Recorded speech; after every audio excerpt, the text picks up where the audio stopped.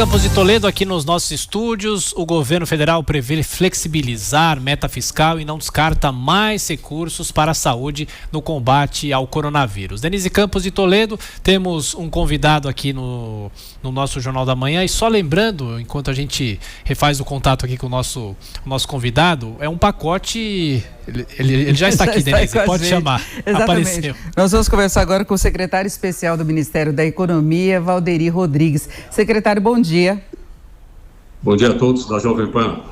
Ô, secretário, ontem foi anunciado um pacote aí para tentar minimizar os impactos negativos que o coronavírus ou o combate ao coronavírus possa ter para a economia. Para a gente lembrar, houve antecipação, 13º vai haver dos aposentados, PIS/PASEP, os recursos não resgatados vão ser transferidos para o Fundo de Garantia, a bônus salarial vai ter antecipação para junho, inclusão de mais famílias no Bolsa Família, Fundo de Garantia, as empresas poderão adiar o pagamento, Simples também, e temos Sistema S com 50% de contribuição e recursos do FAT para micro e pequenas empresas. Secretário, eu queria saber como é que o governo está lidando com esse impacto para a economia, que pode ser muito pesado, a gente está vendo isso pelo mundo, e ao mesmo tempo essas liberações de recursos, ou o governo abrindo mão de receita, tendo em vista a necessidade de ajuste fiscal. Como é que é tentar conciliar tudo isso?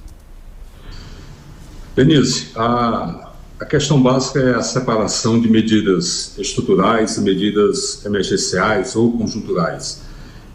O governo continua com sua política de medidas estruturais que mudam a dinâmica da economia do Brasil e, ao mesmo tempo, se preocupa com medidas que tragam para a atual conjuntura, uma conjuntura de fato importante, que permita com que a economia brasileira, que tem uma dinâmica própria, ela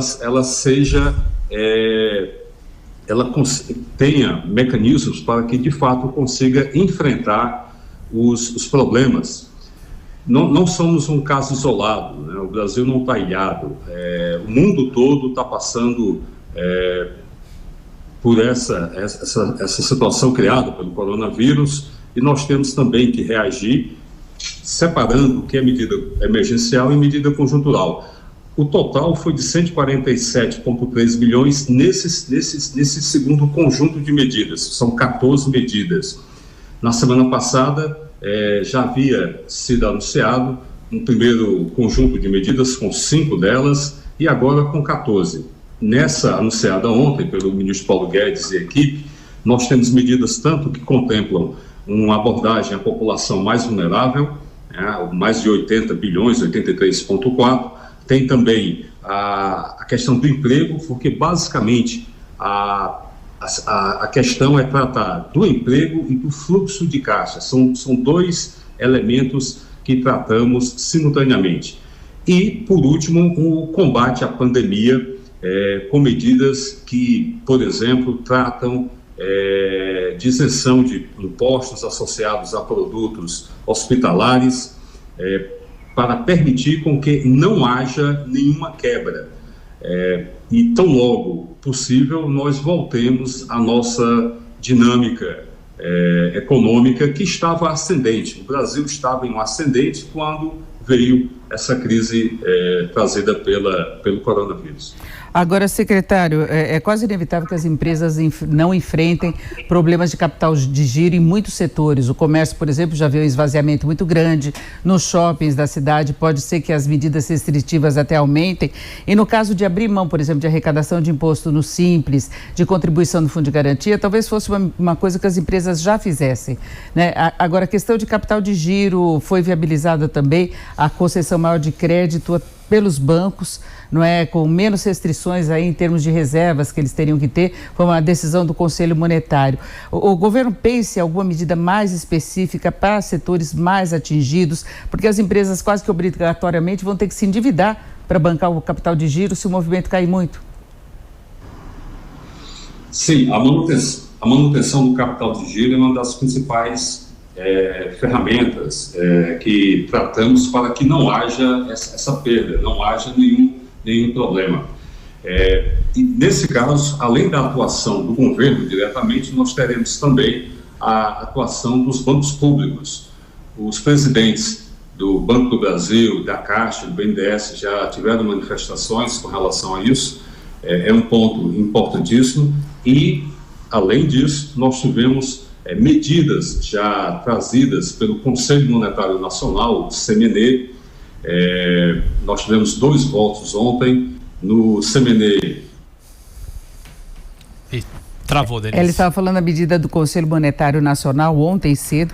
Foi uma reunião extraordinária que permitiu que os bancos pudessem renegociar com mais facilidade as dívidas, tanto de consumidores como de empresas. Isso é exatamente para facilitar a situação de quem estiver com problemas, né, já de capital de giro, que tem dívidas, está pagando em dia e de repente não consegue pagar porque o movimento cai muito. Então foi uma decisão do Conselho Monetário. Agora, tudo parece muito pequeno diante dessa incerteza toda que se tem em relação à duração do coronavírus, dessas medidas de combate, medidas restritivas. A gente não sabe se o Brasil vai chegar ao ponto de países europeus com umas restrições muito mais sérias, não é? A gente já vê, por exemplo, até na área de cultura, da aviação, de turismo, há perdas claras em relação a essa situação do coronavírus. Então o governo tenta minimizar e pegar os mais vulneráveis, ter um suporte financeiro. No caso de aposentados, eles pensaram nos idosos que podem ficar no isolamento maior para evitar o contágio do coronavírus, então eles precisam ter dinheiro para comprar comida, para comprar remédio. Então há mudanças inclusive em relação ao consignado.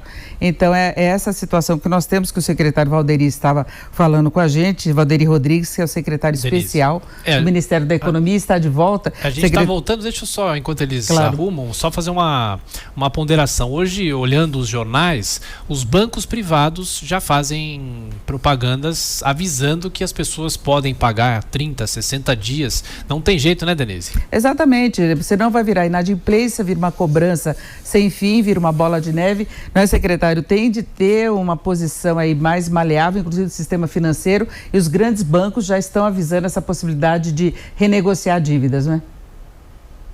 A gente tá... Secretário, me ouve? Está testando, ele não está nos ouvindo, Denise. É problema de contato. Problema Estamos de contato. falando Internet... da rede, ele está lá em Brasília. Daqui a pouco eles vão ter mais uma reunião no Ministério da Economia, podem vir mais medidas.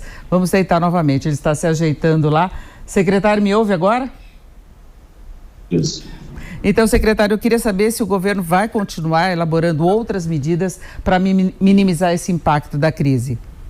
Sim, nós continuaremos. Eu não sei se a outra parte foi completamente falada, mas nós tivemos ontem um anúncio de 14 medidas, complementando da semana passada, na sexta-feira, 5 medidas, e é um grupo de monitoramento. À medida que sejam colocadas como necessárias, essas medidas serão, sim, faladas, anunciadas diretamente à população. Nós temos 2 segmentos, em particular, a manutenção do emprego, bem como o tratamento do fluxo de caixa das empresas. Ontem também tivemos 2 votos do Conselho Monetário Nacional, do CMN, o ministro Guedes, presidente Roberto Campos Neto do Banco Central e eu, como secretário especial de Fazenda, nós aprovamos 2 votos do Banco Central que permitem com que as empresas, caso tenham algum problema de crédito, não tenham esse crédito reduzido na classificação, vai de A até H, sendo A o melhor, que não haja um downgrade, uma redução, bem como a não necessidade de provisionamento por um tempo específico, que dura 6 meses, quando houver esse problema de crédito. Isso permite irrigar a economia. O segundo, nós aprovamos uma medida que implica, em termos de requerimento de capital, é um termo técnico, mas são itens que permitem com que os bancos emprestem mais.